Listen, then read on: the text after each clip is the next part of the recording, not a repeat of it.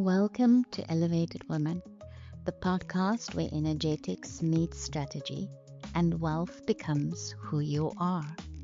I'm your host, Myra Swankotze, subconscious reprogramming master, energetics mentor, multi-seven-figure coach, and Brain's 500 global honoree for my work in conscious business leadership.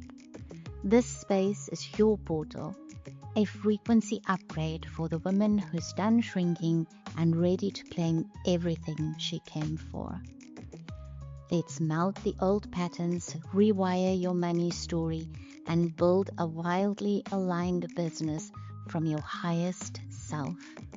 This is your next evolution. Let's begin.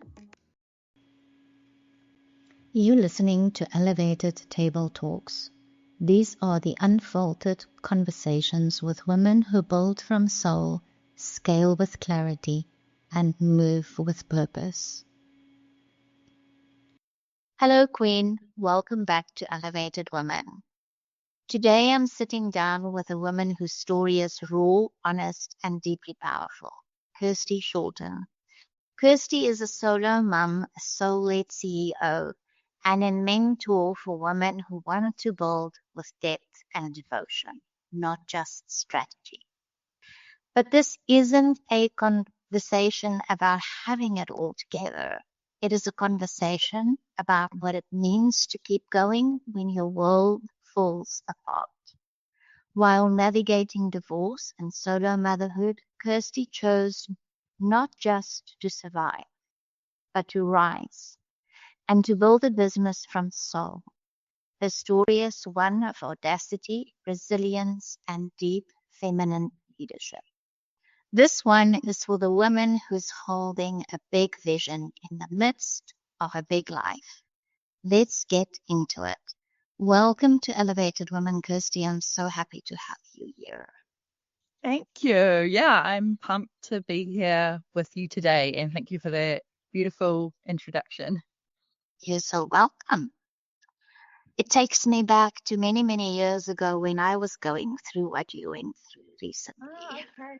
You'll also know that you'll be holding space, kind of knowing, like it's definitely right. Yeah. I have been through that divorce, and I have also been through being a solo mom to one daughter, just like you. So yes, it does bring me back to that many, many years ago, though. Okay, so I want to jump straight into my questions because I'm sure everyone that's listening to this episode is eager to hear your story. Can you take us back to the moment your world shifted? What was happening in your life and business when everything started to unravel? Yeah, so the unraveling began, it was COVID. It was COVID times, and my husband and I had quite different views around that, but that was just really the tip of the iceberg. And I think what had happened when we moved back to New Zealand, because we'd lived overseas traveling together, had quite a beautiful, idyllic life, traveling to many different countries and a lot of adventure, but we'd never had to deal with conflict. It had only ever been smooth sailing for us. So when we moved back to New Zealand and I got pregnant with our daughter, who's now 6.5, that was really hard. We didn't have a lot of friends in New Zealand. His family were here to support us, but it was sort of like a bit of a shift. And around exactly the same time my daughter was born, my husband got a job that he had dreamed about at the local bank, being a rural farm manager. But the sliding doors moment was that we were going to buy a bus and travel around New Zealand. So it's such like sliding doors opposite moment.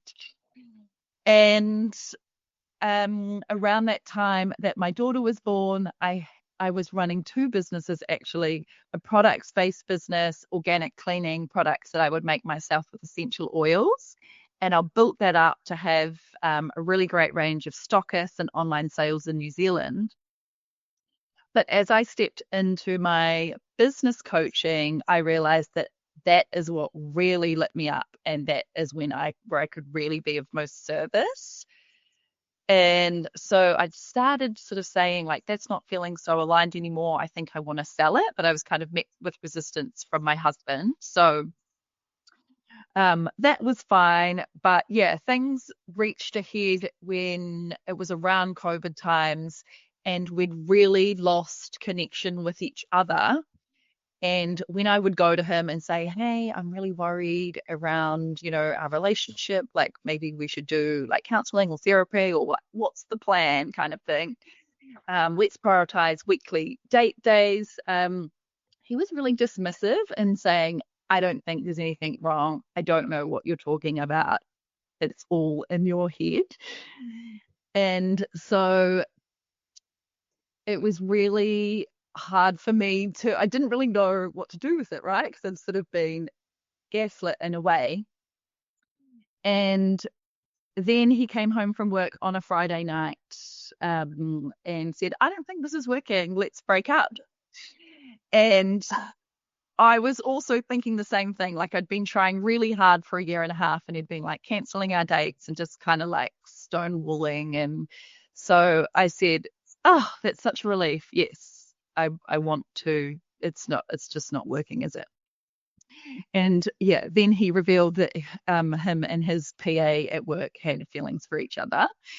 So as heartbreaking as that was for me after 14 years of marriage and having no honesty, no truth, no transparency, and no effort from his end, it also gave me a really clean and clear break.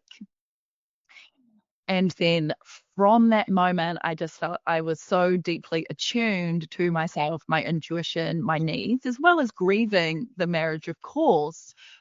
But then I just really felt like this massive sense of liberation and freedom in that I actually can do what I want now. So I did sell my products-based business and my marital home. I bought a beautiful tiny house that I'm living in now. I live in a paddock. I love it. And so then I was able to focus more on my business coaching, which was my true passion. So someone watching from afar would be like, this makes no rational sense. You had it all with the husband in the good house and he had the corporate job and all of that. And I was just like, but it doesn't feel good. I've finally got all the things that we taught that you're meant to have to be successful and happy, and I've got them all, and I feel dead inside. So yeah, that's basically it, I suppose. Yeah. Okay, so it worked out very well for you and you were not too heartbroken about that marriage. Well, we were deeply in love for probably the 12 years, and we were together for 14. So, of course, I was grieving those past versions of our relationship when we were so happy together. But because there had been like no connection for well over a year and a half, I guess it had naturally, I is it can't, yeah. right? So, so there was still a massive grief process, and our lives were very intertwined, of course, after that length of time. I also felt freedom because as I'd stepped more into my spiritual gifts and started weaving more spirituality into my business coaching and really getting into manifesting and all of these beautiful things, he kind of started poo-pooing it. And I could feel the dissonance or like we're literally living in different worlds here. And yeah, so I did feel a lot of freedom around that time. Okay, thank you for sharing that story. Um, the next question is, you kept the building through one of the hardest seasons of your life. Let's face it, divorce isn't easy, doesn't matter what happens. Like you said, your life was very intertwined uh, with his, and you've had good moments, many good moments, and you were very in love for 12 years of that period of time. So, it is one of the hardest seasons I think any woman can go through is going through divorce. There's lots of questions that comes up in your body and in your mind. But what anchored your devotion to move forward?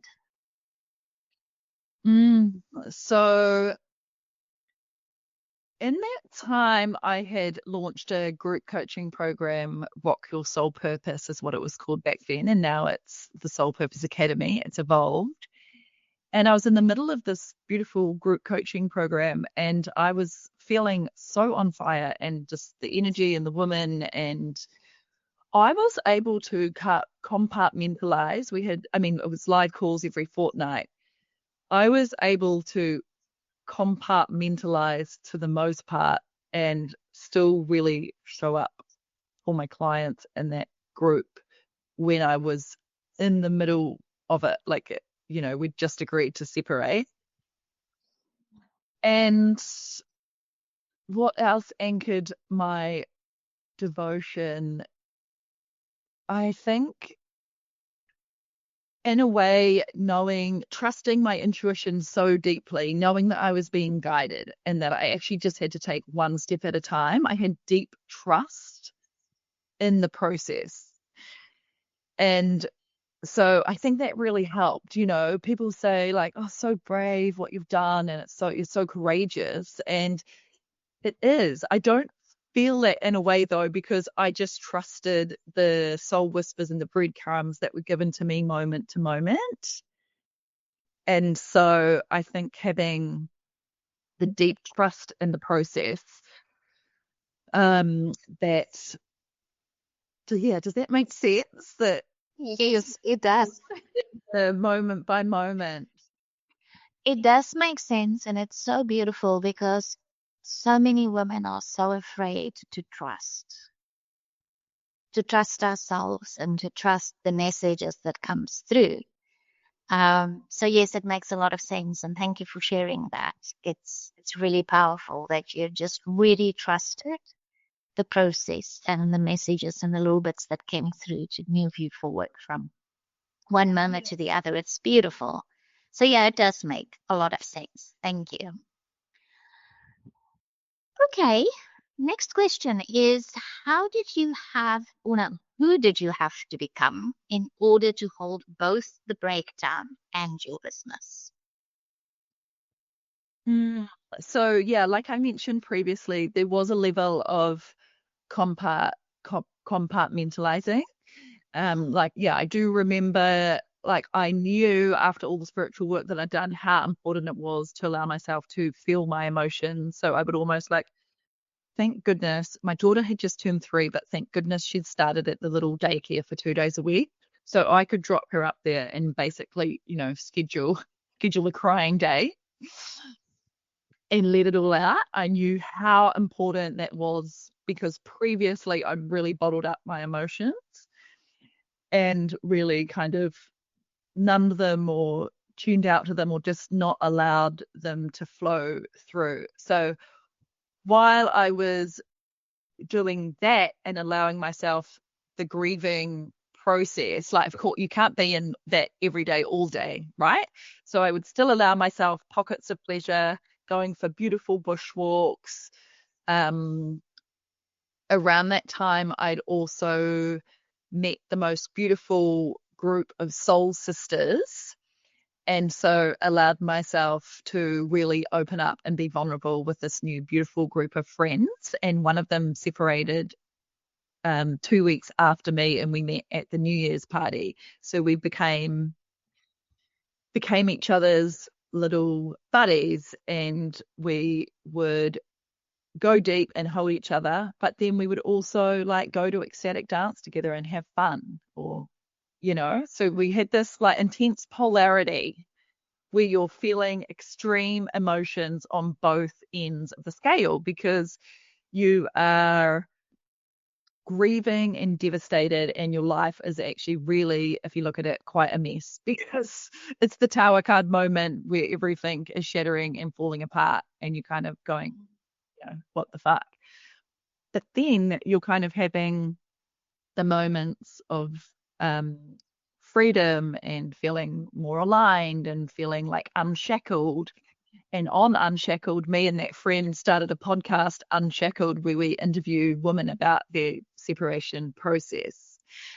So yeah, who did I become? Around that time, I really stepped into my power. I really started giving less fucks what other people thought. And I started stepping out of my people pleasing and into my expression. And that was also shown through COVID here. It was really very polarizing in New Zealand. And I spoke up publicly on my business pages and on my personal pages, speaking as to why I wasn't vaccinated and why I felt passionate about it. And that was really intense for a lot of my family and my ex-husband. But yeah, I was just liberated, really. Not only from my marriage, but all of the societal's conditioning. And like, it's almost like I really shifted timelines in that moment.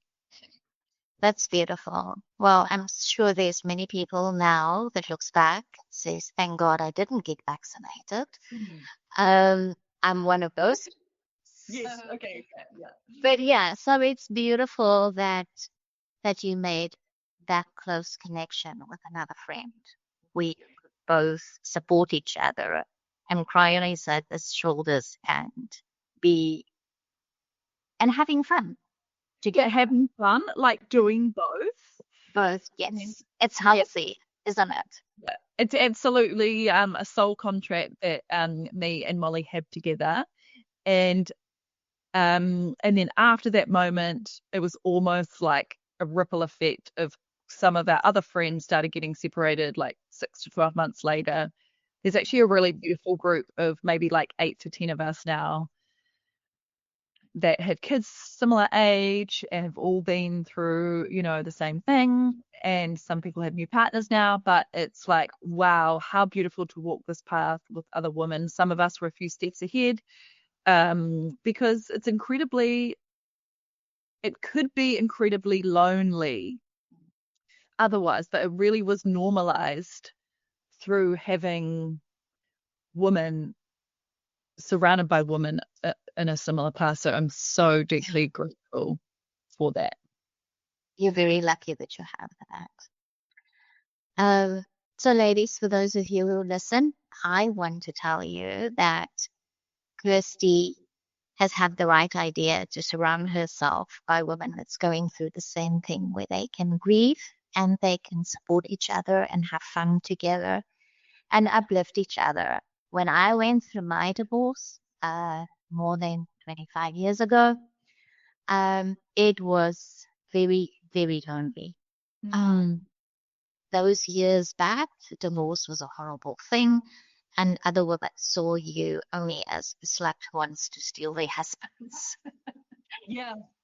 So it was much more difficult. So yeah, I wish I had a community of women like that back then. So if you can find a community, if you're going through something similar, um, any kind of upheaval in your life, actually find yourself a bestie or a group of women that can support you. We are always stronger together than what we are alone. What shifted you in your identity as a woman and a mother and a leader during this time since the divorce until now? Yeah, wow. It's almost like a whole rebirth. I just wonder if people that almost like view me before and view me after everything. Everything. Okay. But specifically, I'd spoke to before around really like sort of stepping into my power, my voice, and really starting to trust and own my spiritual gifts as well, I think was a big one. Whereas before, I almost felt, so I was doing business coaching, but it was probably slightly more strategy based. I wasn't necessarily really claiming like the witchiness that I love and like, using your intuition and the manifesting and all that side of business as well. And now I really claim it, and I trust it, and I don't feel like I have to hide those parts of myself because of fear of judgment from others, because I've worked through that mindset stuff. Like, I think that was the most crippling thing for me, was the fear of judgment from others. And so now, sort of moving through that on the other side, I can, yeah, I can just be more me. I know it sounds like, yeah, I feel more me than ever, I suppose. That's beautiful. Let's talk about judgment, fear of judgment. Mm. I think just about every single woman has a problem with fear of judgment. Doesn't matter at what level we are. To some degree, there is still that little bit of fear of judgment. I promise you, I have experienced it with many of my clients and with myself as well. Even at seven figures and multiple seven figures and eight figures, there's still that fear of judgment that comes through every now and again, especially when you're launching something new or you're trying something new in your business. I'm going through something like that now. Yes, yes. I, Get vulnerable, right? Like with a yeah, new launch or a new something, event or product, like absolutely. yes, I am going through that right now. I've got a new idea that I want to launch.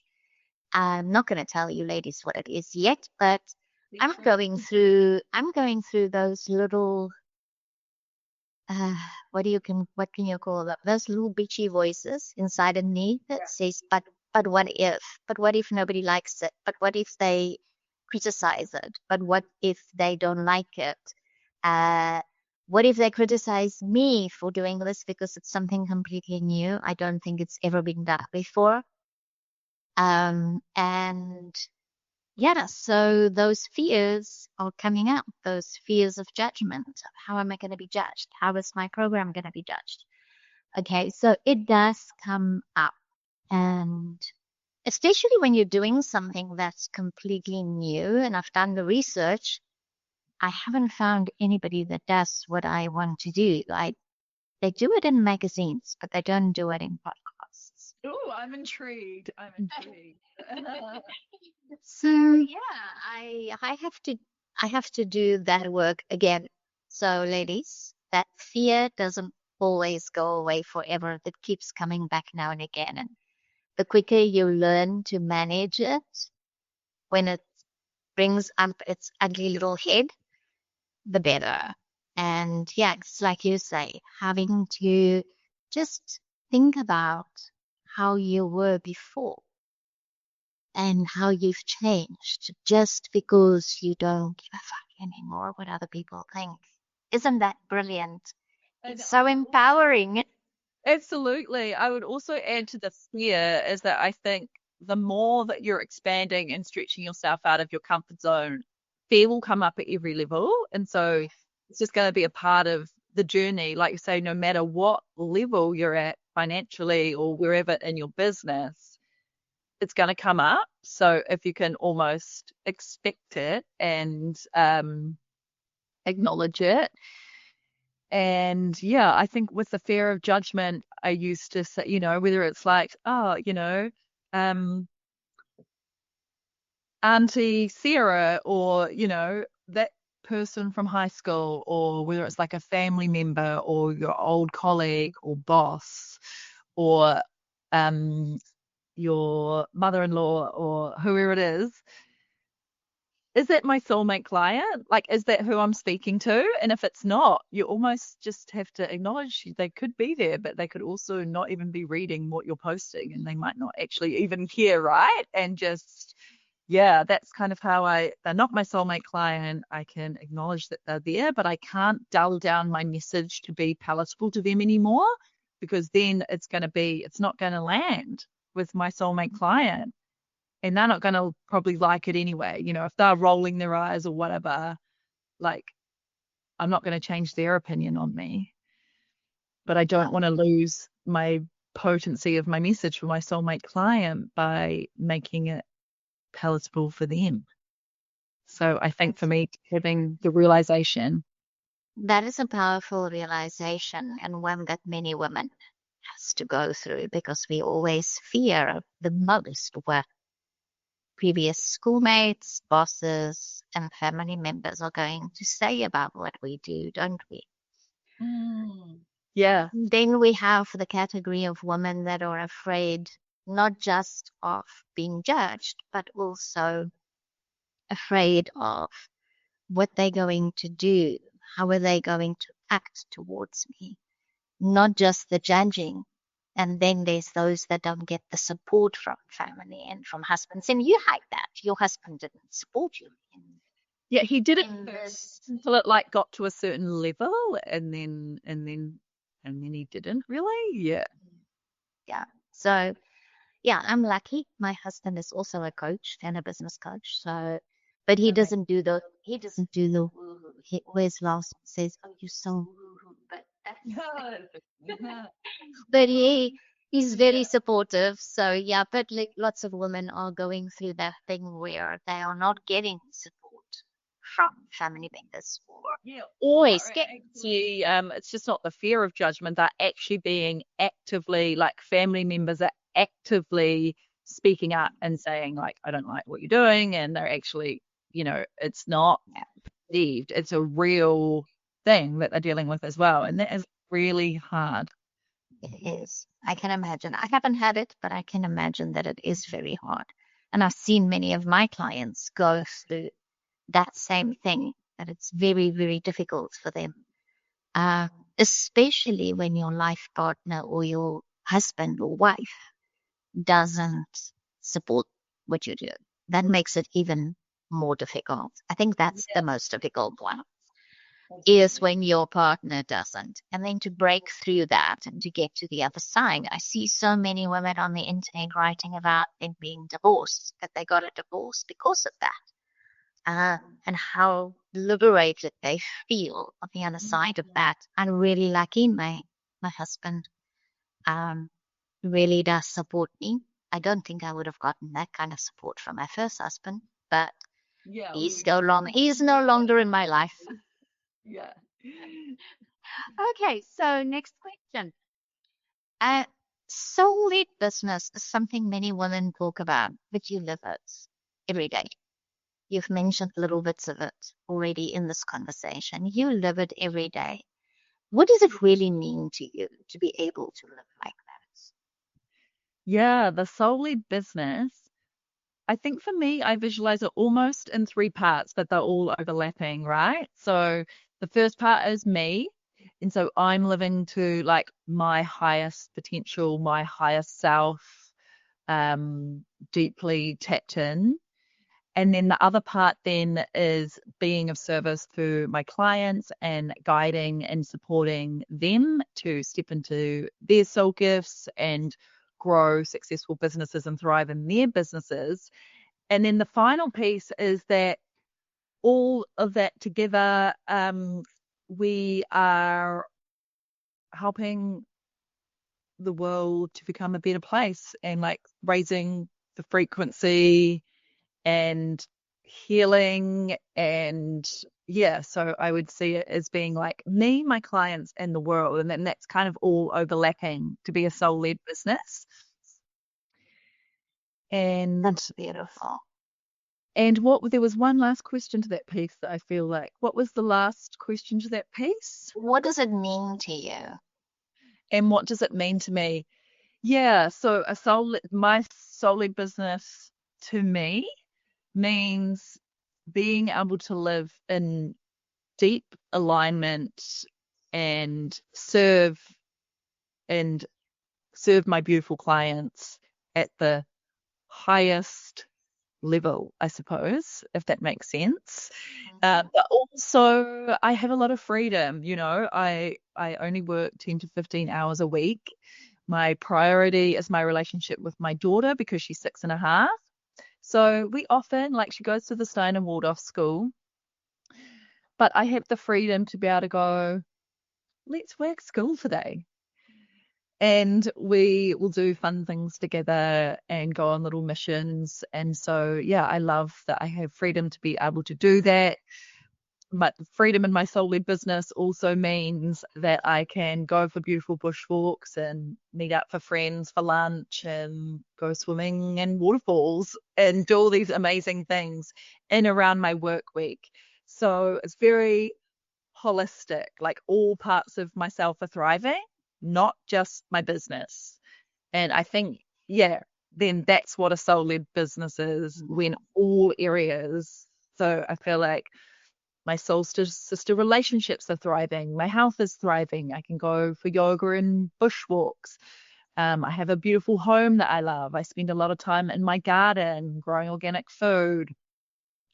And yeah, I feel deeply connected and do a lot of dancing. I just feel really good in my body as well. That's beautiful. I think that is the most comprehensive explanation I have ever heard from someone on what it means to them to really be in a soul-led business or have a soul-led business. So that's really beautiful. Thank you for sharing that. Okay, now, what did you stop doing that you're no longer aligned with the woman when you had to become this woman? What were the things that you stopped doing? Yeah, so I mean, we've touched on it a little bit already, but caring less what other people think, and then really breaking free from that. The conditioning is so strong around in New Zealand around, you have a big house and you have a corporate job and you've got to be married and like all of these things. So really letting go of like that doesn't work for me. That's not what I want to do. I did that and it didn't feel good. So really having to let go of that. And that was led with a lot of resistance from my family, who's probably quite, traditional in a sense and values all of those things. So that's been really hard navigating that and really having to trust myself amid everyone's opinions and everyone's yeah, letting go of what other people think and that conditioning, I think, which is so strong and and kind of and shrinking, I think, like and stopping, shrinking, playing small, just really knowing that when I am claiming my full spirituality, witchiness, and all of that, that the right people will find me and it could be really and then the wrong people will really just probably not even know what the hell I'm talking about and they won't get it. And I think like I made a joke in my marketing and it was just really fun and playful and this was the vibe that I shifted into instead of trying to sound like everyone else.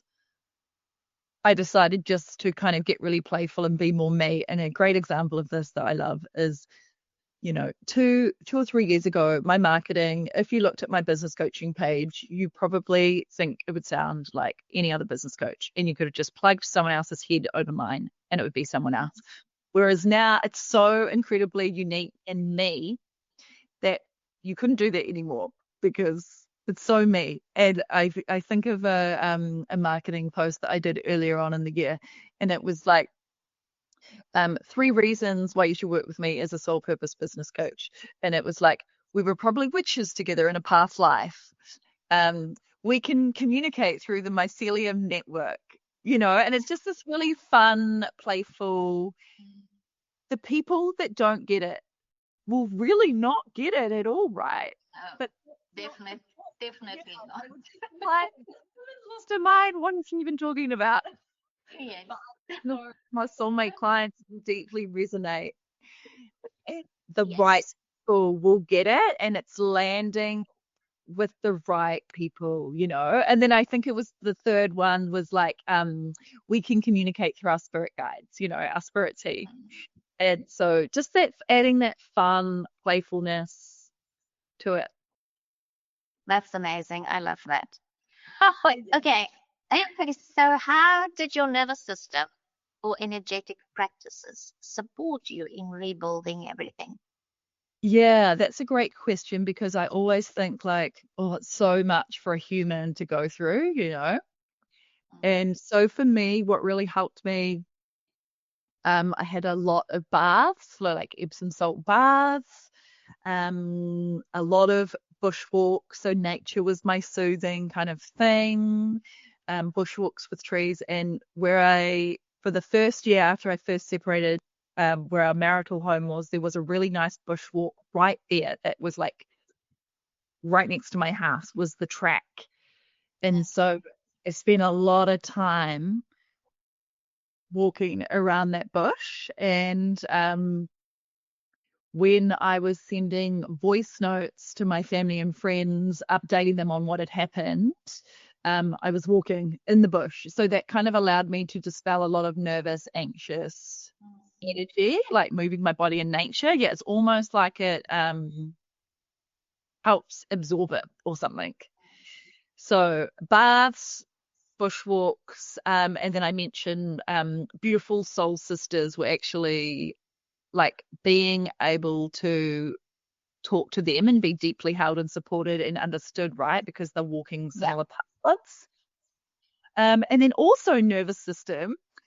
Me and my daughter, we did a lot of dancing. So like after dinner, I remember pumping the tunes, which I think when she was about 3, I don't know if you know the animation, but it's Sing, which is like a bunch of animals that do a stage show together. We Yes. love things. Know it? Yeah. So we did a lot of dancing after dinner around the coffee table to sing. And I remember, we had a tambourine and maracas, and we would do a lot of dancing. And I mean, we still do. But yeah, I think back then the dancing was so good for me to move my body. Like I spent a lot of time intellectually in my head. And Mm. so be able to kind of come back down into my body felt really good. And oh, yin yoga. Oh my God, yin yoga. And yin yoga just to slow down and stretch. And then I committed. There's my beautiful healing team who were actually kind of like with me, for a couple of years prior to my divorce as well, right? So they've seen it all. They've seen the pre, they've seen the during, and now they've seen the post. So say I've been separated for 3.5 years. I've been with these beautiful women for 5 years. And that was my massage therapist, absolute angel, and my Reiki therapist, who also does family constellations. So those two angels in my life that I've roughly had a monthly massage or Reiki session with them or bi-monthly and really prioritize that for myself, knowing how important that is. So I would, you know, I drive a crappy car and had the oldest iPhone and laptop so that I could prioritize these healing modalities for myself. And they've been really transformational. Yeah. I love that, how you made sure that you took care of yourself. Mm. It's something that most women, I actually did a podcast about it a while ago, where we don't take care of ourselves. We just keep pushing and pushing and pushing through. Uh, and we suppress the emotions that we are feeling. Because, like you said, there is this corporate world, and in the corporate world, you're not allowed to feel this. And everyone wants you to be in the corporate world. I think it's still very prominent in most of the world, where the corporate job and the security and the big house and the marriage is the dream picture and what you should be doing. And in that world, you're not allowed to feel. You're not allowed to express your feelings. You go to work and you have to shove your feelings in your pocket and you just have to take everything that gets shoved in your face and you just have to work. And we learn, we get conditioned not to feel. We get conditioned not to look after ourselves, but just to focus on getting shit done. Um, Yeah, absolutely. That's right. And to work the 40 hours a week, it's, yes. stuff Yeah. down you What? feeling like you're Yeah. a robot, right? Like, yeah, I used Yeah. to work in human resources in the corporate world, and um, it absolutely is like that, right? There's no really room for your humanness or for your emotions, right? Uh, you and I have so much in common. I used to be in human resources in my corporate days. Yes, yes, and yeah, there is no space. There's no space to be human. You just have to be this robot that carries on living, and you're not allowed to have feelings, and you're not allowed to express them because if you express them, oh my God, then you get so shunned out, and you're not the one that's appreciated in that corporate world any longer. I remember I got to work one morning. I have always been the one that pushes the boundaries. And I came to work one morning and we had an open office environment. And I got to my desk and there was nothing on my desk, not a computer, nothing. It was all gone. And the girl that sat next to me said, there on that door in the passage is a note on with your name on it. They shoved me into the storeroom. Oh my gosh. Yes, because I opened up against management as the human resource manager. Hey, that is In so that interesting because I in get that corporate in that corporate environment they didn't like that. Well, my bosses didn't like that. I was supposed to be there to support them. I'm not there supposed I'm not supposed to be there to support the staff. I'm there to support them. So yeah, I got stuffed into this storeroom and I left it. I just moved everything out of the storeroom and moved it into another storeroom. And they looked at me and everybody got so in top management got so angry at me, but they've already stuffed me in somewhere. So where are they going to stuff me into now? So they couldn't do much. And I made my storeroom a very nice office and I loved it far more than uh, the open office. But yes, and you know what? Being a single mom in the corporate world is even worse, isn't it? Well, I am actually so thankful then now that since I've been a mother, I have had the flexibility of being able to run my own business because I can't really imagine putting my daughter into after school care and like picking her up in New Zealand at the moment in the winter. It's in the middle of winter, it's dark just after 5. So it'd be like picking her up in the dark, rushing home to have dinner, putting her straight into bed. I can't imagine that as a life, but that's what 90% of people here do. So it's just so interesting. Yeah. Yeah. It's fascinating when you start waking up to these things. And because I do remember working in corporate, but starting to think like, but hold on, like, what's the point of having the really nice house when you're not even there all week because you're working to Yes, pay it off? And yes. yeah, It's was the place to go. yeah, it's just a place to go to sleep. But yeah, I think I've also realized since having my daughter how important it is for us to have time together when we're not rushing from one thing to the next or in the car or stuck in traffic. Um, Yeah. yeah, I don't want that hustle lifestyle. And so, yeah, I do feel very lucky. More Yeah, time. you are very lucky, and the young moms of today that has that ability to build something and move out of the corporate world is very lucky. I didn't have that back there. Mm. And so, yes, I had to put my daughter into aftercare and pick her up when it's dark and cold Yeah. times.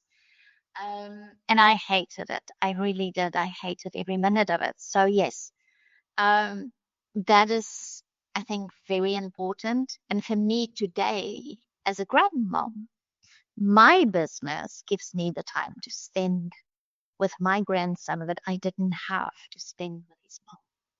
So Beautiful. today it's very Feeling, isn't it? important and healing to me to be able to do that. He comes to me 3 days a week, uh, Oh, wow, that's 3 to 4 hours in the afternoon, and we just have huge amounts of fun. So I wish I could have that with my daughter, but at least now I can have it with my grandson. incredible. Okay, so let's move on. Um, What would you say to the woman listening who is quietly surviving something big right now? Might not even be divorce. It might be something completely different. But they're surviving something big right now. Um, but they still know that they meant for more. What message do you want to leave those women? Yeah, so I just think you only get one life, right? Like, so you have a choice. You can live the dulled down version where you're kind of stuffing your dreams away and saying, oh no, it's fine. I'm too old. I'm too young. I'm too whatever it is, right? Like those kind of inner critic excuses. Or you can trust yourself and give it a go. Like, honestly, what the fuck have you got to lose? Often, if you go, like, okay, what's the absolute worst case scenario if I am to set that health goal or start a new business? Like, I know I worked out when I started my product based business. Okay, if this worst case scenario, if this ends up being an absolute flop and it fails, my investment into it was less than $2,000. Like, overall, that's quite low. And I was like, well, I'll just go back and get a job. So I feel like if you actually allow yourself to go into that fear and go into the worst case scenario, sometimes it's not as bad as what you think. And so, yeah, there's the like making the most of your one precious life. And I've touched on this a lot, but trusting your intuition because it is often those soul nudges and the whispers of like, you're meant for more, or what about that thing that you're really passionate about, or what about, whether it's like art or whatever it is that lights you up, allowing yourself to follow those things. And I always feel like if you're kind of like, oh, my intuition, I don't really know what it is, then allow yourself more time and space just to be without a full on crazy hectic schedule. So you've got I call it white space where you can open up to receive the wisdom if it's there for you. Because when you're constantly rushing from one thing to the next, there's no time for it to get in. So allowing yourself more space just to be. Like I know for me, bush, nature, ocean walks, that's for me where a lot of my guidance and downloads come in, and everyone's will probably be slightly different, but allowing yourself that space and then just being really honest with yourself. Because I think often we allow ourselves to stay in situations, whether it's like a boss at work or a job relationship, a health issue, we allow things to kind of go on for too long often. So be honest with yourself. And on the other side of that, honestly, when you tap into your intuition, take a leap of faith, what else on the other side is way better than what you ever could have imagined. Yes, it is, isn't it? Yes. Always better than what you could have imagined. It's just that fear that holds us back. Fear is Get massive. kind of step, if you can step past that fear, ladies. Okay, my last question for you is what does it mean to you being an elevated woman? So an elevated woman to me is someone who is really tapped in to their higher self, and they are really in their integrity. They're deep within, like, following their own wisdom, but also open to sharing it with others. That it's like it's not a secret, or it's not just for me, right? So it's like sharing that magic. But also, I think a big lesson for me, or like the elevated women, they're also having fun and a bit of play while they're doing it, right? Like they're not taking life too seriously. And I feel like I've had a lot of tower card moments, not just my separation, but after that as well. And so now I just feel like, really, if you want to hack the system, whatever you are, wherever you are, just allow yourself to feel the pocket of pleasure amongst the pain, or to have fun, or dance with your kids, or jump on the tramp with the kids. Even if you're in it, you can still have those pockets of pleasure. So the elevated woman allows herself to feel fun, play. You don't have to be there all the time, but it's not mutually exclusive, right? Like you can still allow yourself those, still allow yourself to play, even when you're in it. That's beautiful. I ask this question of every woman that comes on this podcast, and I have had so many beautiful explanations of what being an elevated woman means to each one. And it's so different from So different, yeah.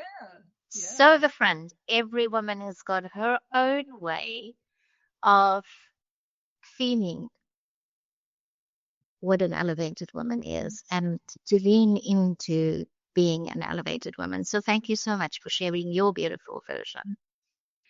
Um, you have a freebie. Tell us a little bit about it very quickly. We're running out of time. And then where we can find it. And ladies, I will link it in the show notes for you too.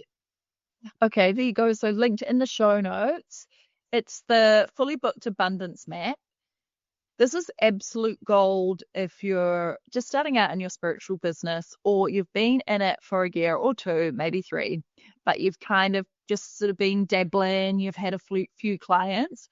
What this does is help you anchor in your income goal and know exactly how many clients, or how many events, or how many circles, whatever your modality is, exactly how many events you have to do over the month to reach that income goal. And why that's empowering is some people, they'll realize, oh, wow, I'm already halfway there and I didn't even really know it. Or, okay, what I needed doing one-on-one clients to reach my income goal, like I will just burn myself out, and it's actually not possible. Like I can't fit in 5 clients a day. It's not physically possible when I'm mumming and doing the school run and trying to balance all of these things. So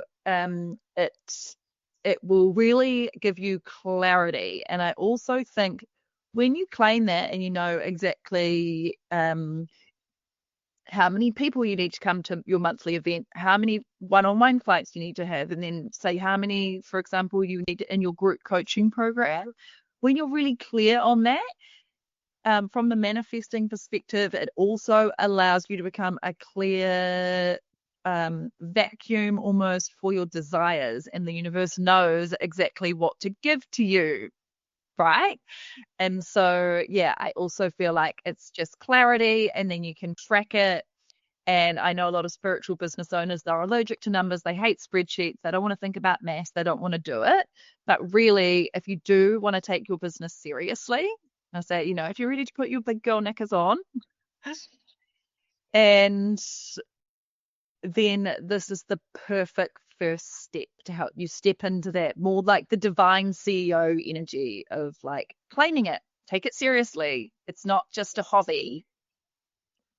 So yeah, it just really helps you to step into the divine CEO, like I was saying, and get clarity on exactly what you need to do. And then, that's step one. And then from there, if you need more support, we do mapping out your offers and marketing and all the things. But I just think that's the great first step.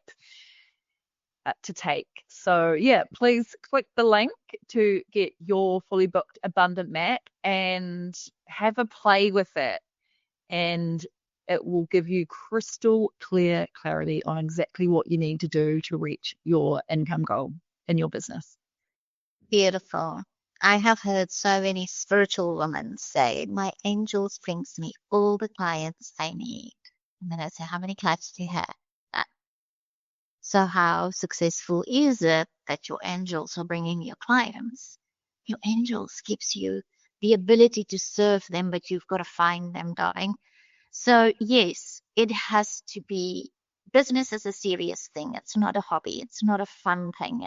It can be extremely fun and it can come from your hobby, but you need to be serious about it. And I love how you put that. It's really beautiful. Mm. Okay, thank you so much, Kirsty, for being here, for sharing your heart and your story with us. You are such a powerful example of what it means to lead from soul, not performance. You've let go of all of that. And for every woman listening, if you're walking through something heavy right now, like we said, it might not be divorce, might be something completely different. We all have our seasons in life. Let this be your reminder you are allowed to rebuild it all. Softer, wiser, more powerful than ever before. Make sure to connect with Kirsty. Her world is one where you would love to be. And if this conversation moved something in you, I'd love for you to share it, leave a review, or send me a message with a reflection, or even send a message to Kirsty with your reflections. Until next time, stay elevated. Thank you for tuning in to Elevated Woman. If today's episode activated something in you, share it, tag me, or come say hi in the DMs. And if you're ready to go deeper, head to myriswankotze.com to grab your free gift or explore the offers aligned with your next level. Until next time, own your power, claim your wealth, and rise as the elevated woman you came here to be.